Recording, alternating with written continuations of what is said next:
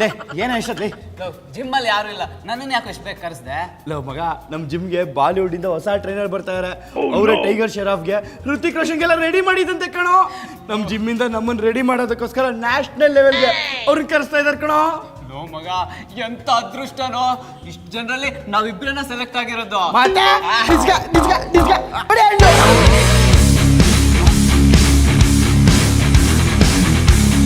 ಏನೋ ಈ ರೇಂಜಿಗೆ ಹೆವಿ ಬಿಲ್ಟಪ್ ಮ್ಯೂಸಿಕ್ ಮಗ, ಕೋಚ್ ಬಂದ್ರು ಅನ್ಸುತ್ತೆ. ಮೋಸ್ಟ್ಲಿ ಬಾರು ನೋಡ್ಕೊಂಬರೋಣ.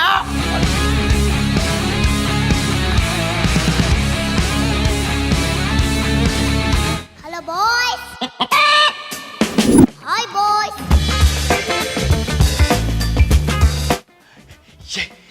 ಎಲ್ಲೋ ಕೋಚ್ದು ಬರೀ ಆಡಿಯೋ ಕೇಳಿಸ್ತದೆ, ವಿಡಿಯೋನೇ ಕಾಣಿಸ್ತಿಲ್ವಲ್ಲೋ. ಏಯ್ ಈ ಕಡೆ ನೋಡ್ರು. ಆ ಕಡೆ ಅಲ್ಲ, ಈ ಕಡೆ ಮಡಕೆ. ಮಗ, ಫೋಟೋದಲ್ಲಿರೋಳು ಏನಾದ್ರು ಮಾತಾಡ್ತಿದ್ದಾಳ? ಇನ್ನೊಂದು ಚೂರ್ ಕೆಳಗ್ ನೋಡ್ರು ಗುಳ್ಳುಗಳ.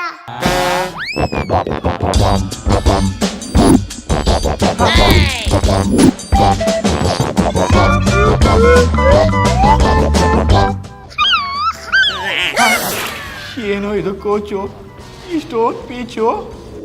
ಅಯ್ಯೋ, ಈ ನನ್ನ ಮಕ್ಕಳು ನನ್ನ ಹಾಕೊಂಬಿಟ್ರೆ ಕ್ಯಾಚು. ಏನ್ರೋ ನನ್ನ ಕೋಚ್ ಅಲ್ವಂತ ನನ್ನ ಸೈಜ್ ನೋಡಿ ಡೌಟ್ ಪಡ್ತಾ ಇದ್ದೀರಾ?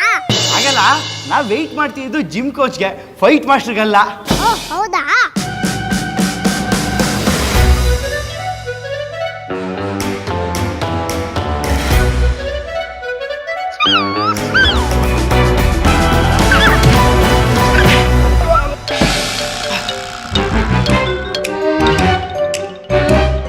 ಈಗ ಲೆವೆಲ್ಗೆ ಬಂದ್ರ ಆದ್ವಿ. ಗೊತ್ತಾಯ್ತು ನಾನು ಯಾಕೆ ಫೈಟ್ ಕಲ್ತಿದ್ದೀನಿ ಅಂತ? ಗೊತ್ತಾಯ್ತು. ನೋಡ್ರೋ, ನಾನೊಂಥರ ಸಾಫ್ಟ್ವೇರ್ ಕಾಡಿದ್ದಂಗೆ. ಚಿಕ್ಕದಿದ್ರೂ ಸಿಡಿಯೋ ಜಾಸ್ತಿ.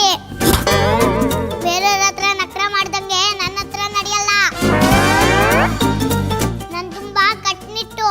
ದೊಡ್ಡ ಸ್ಟಾರ್ಗಳೇ ನೋಡಿದ್ರೆ ನನ್ನ ಗಡಗಡ ಅಂತ ನಡುತ್ತಾರೆ.